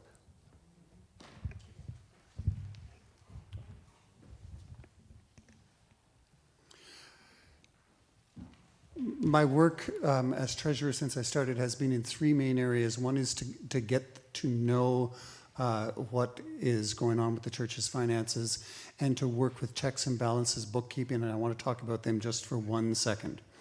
The decision was made to use an outsourced company. One of the advantages to us about using an outsourced company is that if an employee takes a holiday, there's backfill for that person. If an employee decides to quit or goes on leave, that the organization that we have subcontracted for this work backfills that person. So right now I'm working with the owner of the company, a bookkeeper who is in this building 2 times a week, a person who is developing our chart of accounts for us for the new system, so her expertise is in the new system, and a person whose expertise is payroll. So we actually have 4 people working for us to help get our finances in order. And the model is a scalable model, and this is something that Martin set up for us last year. It's a scalable model in that once we have everything in place, we can say, okay, now we don't need you for this number of hours, we need you for this number of hours. We don't know what that is yet, and it's scalable in that we could say, we want to carve off this piece of the bookkeeping and hand it to an existing employee that's here in-house. And then that then decreases the amount that we're relying on the subcontracted service. But right now, the subcontracted service is at a monthly per diem, not the right word for this, a monthly amount, a fixed amount, thanks for the help. And in months to come, that will change to hourly based on our need. So it's a scalable relationship. The second thing that I have been doing is figuring out budgeting.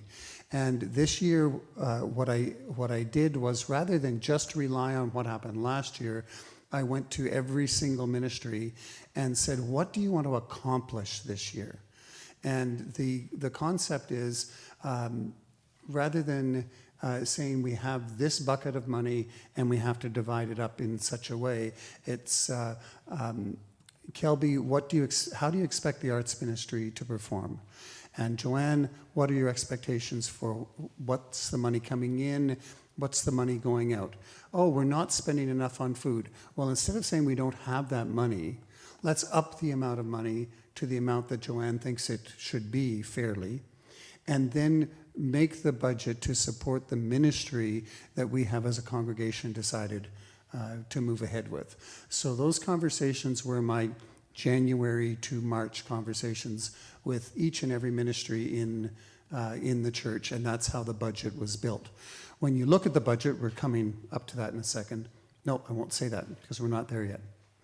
So you have two parts of a three-part budget for the property team, and I picked this one to share as an example because we're all concerned about the amount of money for an aging building. And I'm showing you two of the three parts. I'll tell you what the third part is in a second. The first one is your annual maintenance and upgrades. Now, this is the money that we have to spend to maintain our building. That's pretty straightforward. The second piece was more fun, working with the property team to put together. They knew that they had to spend some serious money in the next year to 2 years on the items that you see listed there. And in a small church, you can say, oh, don't worry about that. Harry will come up with the money. Or don't worry about that. Jane and Dick will come up with the money and we'll cover it. And we can't do that with big budget items. We need to plan for the big budget items, and we need to state how we're going to pay for the big budget items, because we cannot paint this building out of our cash reserves right at this moment. Now, if we had a shortfall in our projections of how we were going to fundraise to paint the building, then yes, we would go into our operating budget and see what we needed to do. But I have pulled out of the operating budget all of the major expenditures on the building and put them here in a different table. The third piece, which you can't see because I didn't want to waste the paper actually, was me asking the property team to look forward 3 years, 5 years, 10 years, and start to list all of the things that they know. So we talked about waterproofing this window, but those windows are falling apart. And these windows will eventually go, and those drapes will need replacing. And eventually we're going to be building a Christian education building in the back. So I heard a not likely, and I don't know. I don't know. But we have to start looking at long-term plans so that we have the money in place when the time comes and we're not scrambling. And I'm asking that all ministries, but in particular, that our property team does that kind of work. Do you have any questions about my example of the budgeting process that's here with the property team?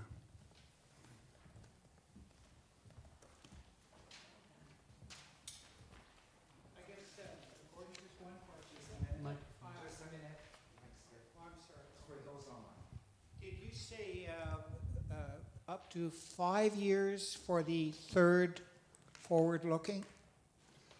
So I'm looking 3 years, 5 years, and 10 years. 3 years, 5 years, and 10 years. Mm-hmm. And so in a way, it's like a depreciation report.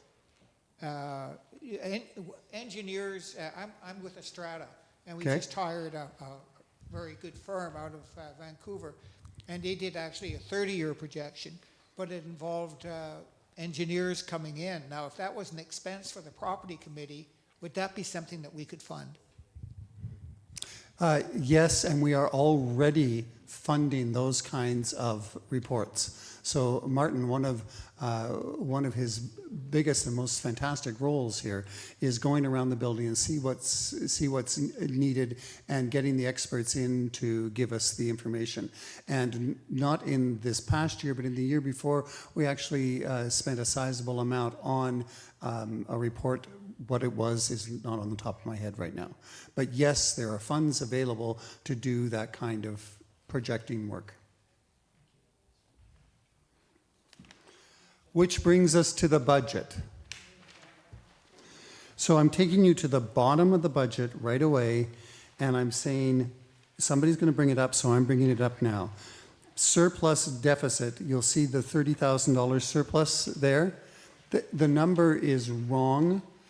It cannot be that number. I've already told you you lost $13,000. The reason that $30,000 surplus is showing from 2025 is because were capital things that we didn't put in this side of the budget. And because the spreadsheet just adds up things that are in its list, that's why that number is there. It's grayed out, it's wrong, don't pay attention to it. The things that I want you to pay attention to are the proposed amounts and how I arrived at those numbers, because those are all in my comments on the side.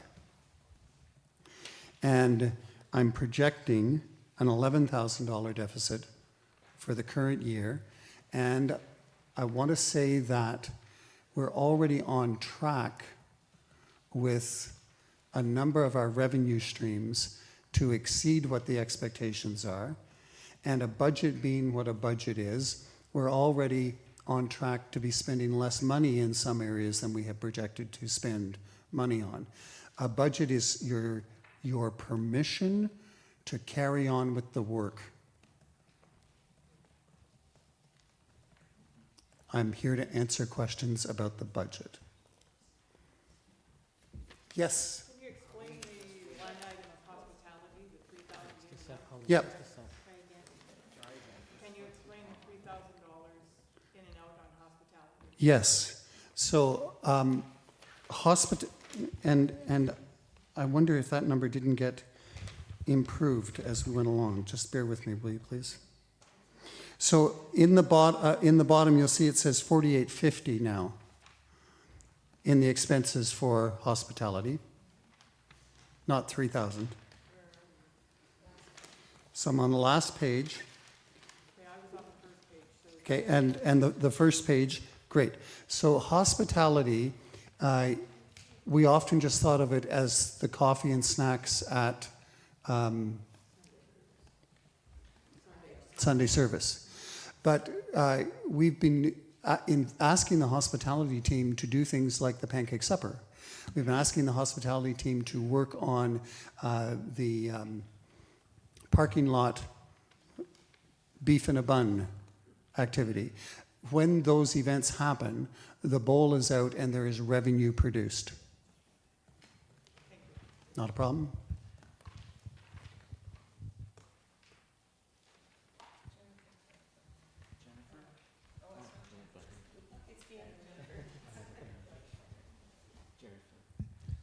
Hi, I have a question with the staffing and contractors. So there's the increase, of course, of the 1.9 FTE, and then there's a COLA increase of 2.6 retroactively to January 1st, 2026.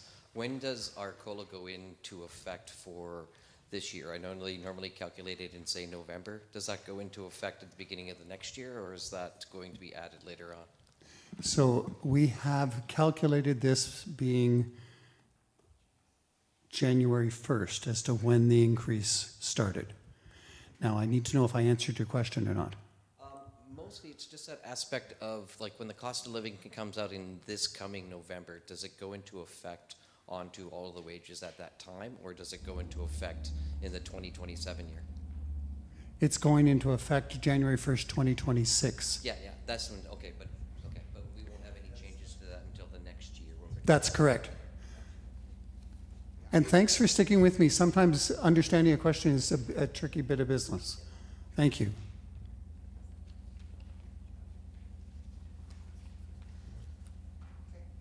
Are there any more budget questions?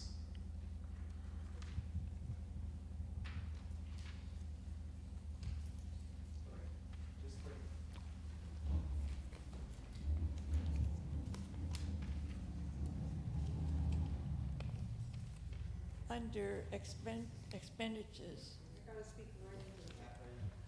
Under expenses, bank charges, you're going to pay $4,000 for bank charges?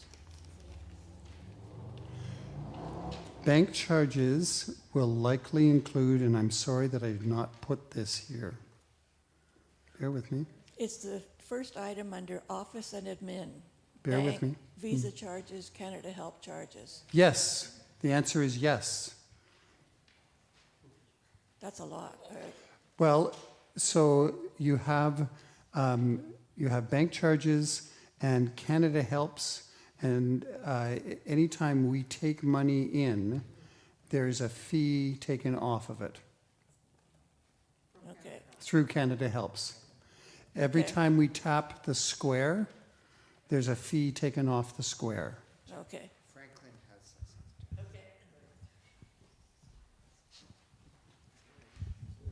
So Gordon has named some of those charges with Canada Helps, e-transfers, and we do a heck of a lot of e-transfers now. Tapping, it's a different world in the way we're handling banking. Yes. So I'm just wondering if there's a charge for PAR, or is that just a straight, like there is with Canada Helps and stuff? I don't, what is the charge for PAR, do you know? No charge. I'm getting no and I'm getting yes. So I want to give an opinion. There is a charge. If you want, I can check it in 1 minute. I don't remember Okay, exactly, but there is a charge. There is a charge for PAR.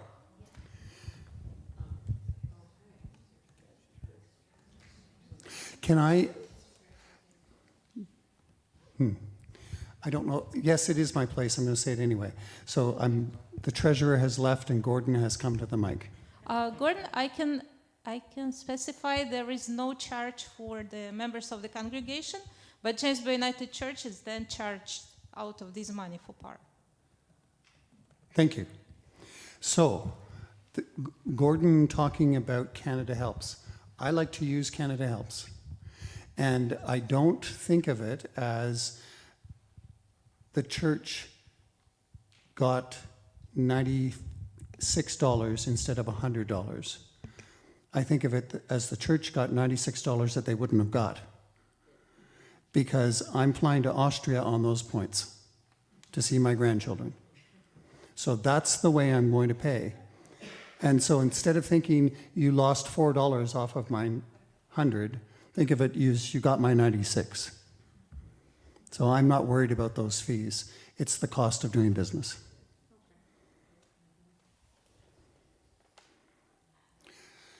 As the treasurer, I would like to move the acceptance of the budget for James Bay United Church for 2026 as presented.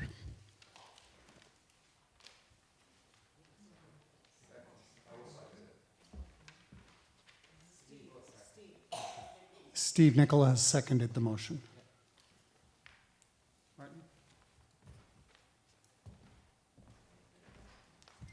All in favor? Carried. Thank you. Thank you very much.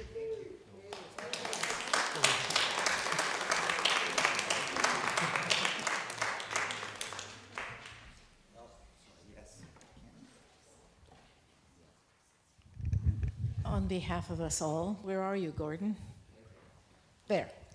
A special thank you, Gordon, for volunteering to take on this job of treasurer and for busting your butt these last months. Thank you so much from all of us.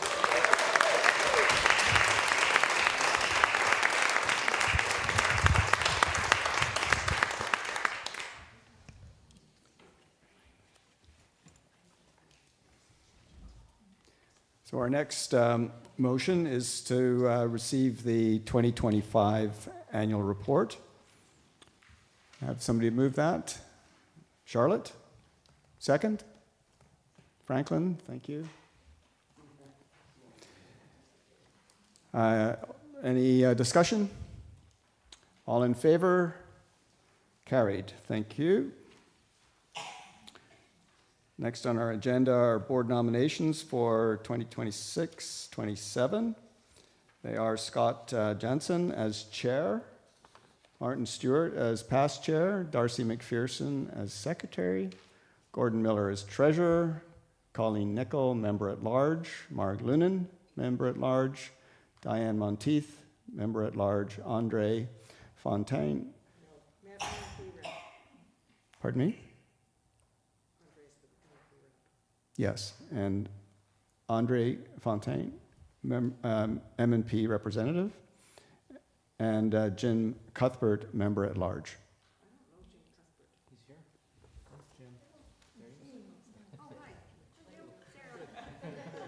Do you like to introduce yourself, Jim?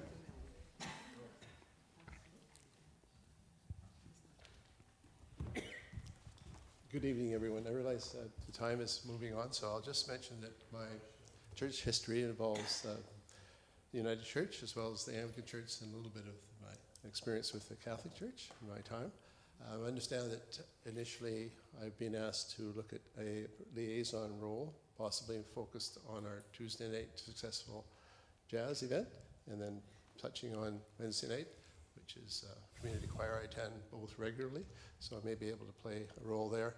And just because of the focus on governance in terms of our board's operation, we'll mention that for several years I was involved with a transition on a community board here. It's the Swan Lake Nature Centers Board of Directors, where we moved from a more operational role or operational model to very much a governance model, which is, I think, the objective long-term of your board of directors here too. So I may be able to play a role there.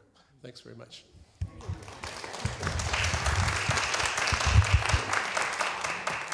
Thank you, Jim, for standing for nomination. So the motion to elect the above persons to the James Bay United Church Board. Can I have somebody move that, please? Sharon. And second? Marilyn. Thank you.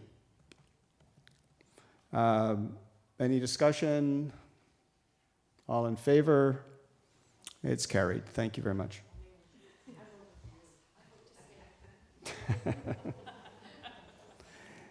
Trustee nominations are Martin Stewart for a term of to end 2028, Heinz Unger for a term to end 2029, and Karen Halday term to end 2030.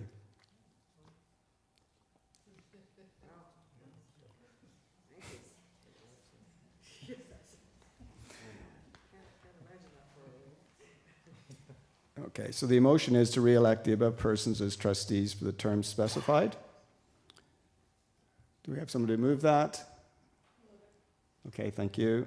Second? Anne, thank you. Any further discussion? All in favor? Carried. Thank you very much.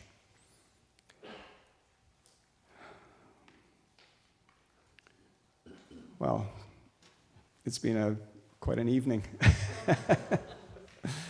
Thank you for being here. Thank you for your attendance and good questions and passion for, yes.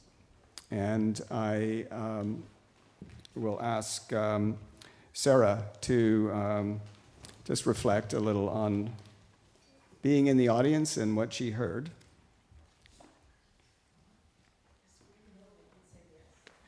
Pardon me? Greg, has there been any official announcement? Greg? Oh.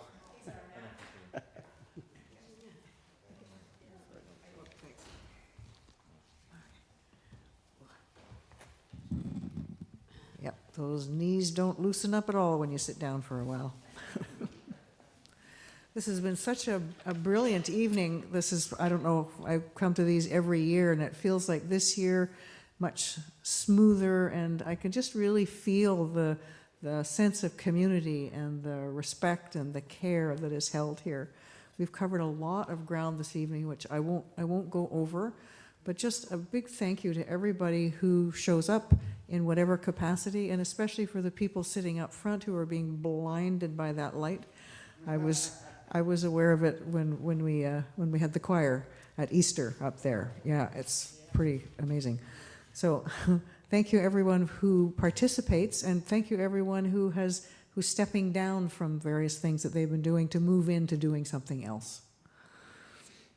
And I'd like to just bring us all together with a prayer to send us out, after which we'll sing the piece that's in here. Holy One, Creator, Mother, Father, God, we thank you so much for this community of faith and the way that you guide us, the way that you enter our hearts and our spirits and our bodies and our souls and our minds, to help us be the church and the people that you would have us be in this community of James Bay, in this city, in this province, in this country of Canada, and going out into the whole world. We're grateful for the opportunity to be a bright light, to show how we can live as people of faith, supporting each other and loving each other, those that we care for and those that we don't care for very much. Help us to always be aware of the stranger, be aware of people who need our help, and help us to keep loving each other in your service in this church. We thank you for this time. Amen.